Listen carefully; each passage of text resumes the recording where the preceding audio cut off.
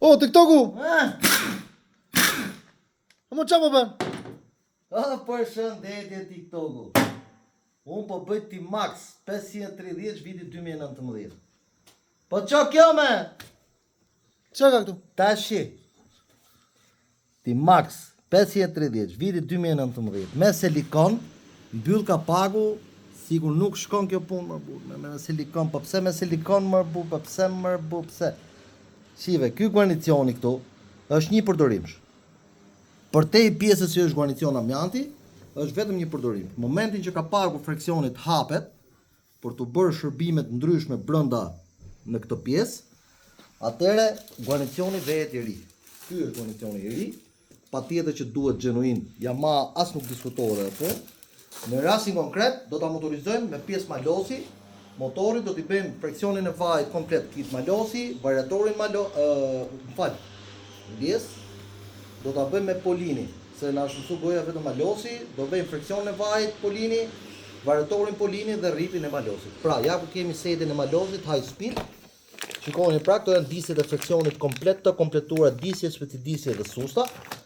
Këtu kemi rripin e malosit, siç e shikoni. Ja dhe kiti i variatorit komplet. Shikoni pra, është një mrekulli. Pra, këto janë pajisjet më të mira në botë. Janë pajisje që detyrojnë motorin që të heci më shumë si në pjesën e startit dhe në pjesën e shpejtësisë, sepse dëgjoj shumë njerëz që më pyesin. Atëherë, ky T-Max, motori T-Max e ka zanafillën që nga viti 2001, ka dalë me disa seri, seria e parë e këtij motori e T-Maxit është nga viti 2001 deri në vitin 2004, që është seria e parë me karburator. Nga viti 2004 deri në vitin 2007 është seria e dytë me injeksion.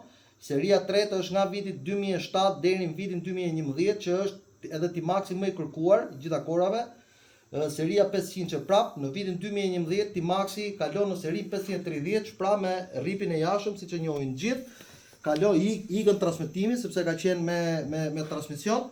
Seria më përpara, pastaj vjen seria 2 2014-2017, seria 3 2017-2021 dhe në vitin 2021 T-Maxi del 560 dhe vazhdon deri në vitin 2026.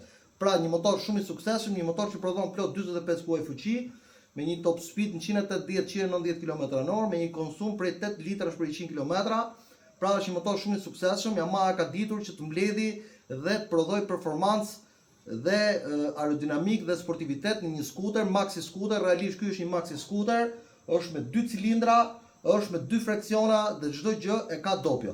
Pra, Yamaha ka ditur ta bëjë këtë motor shumë special dhe ka marrë zemrat e shumë të rinjve dhe moshave më të mëdha për ta pasur një T-Max që realisht është një ëndër. Ndaj, shërbimet e këtij motori duhen me pjesë speciale.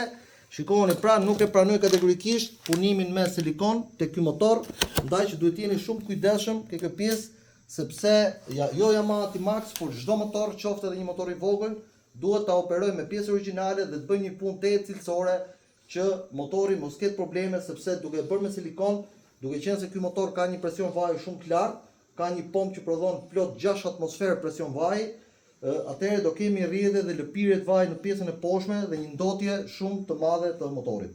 Ndaj kujdes se ku shkemi. Faleminderit.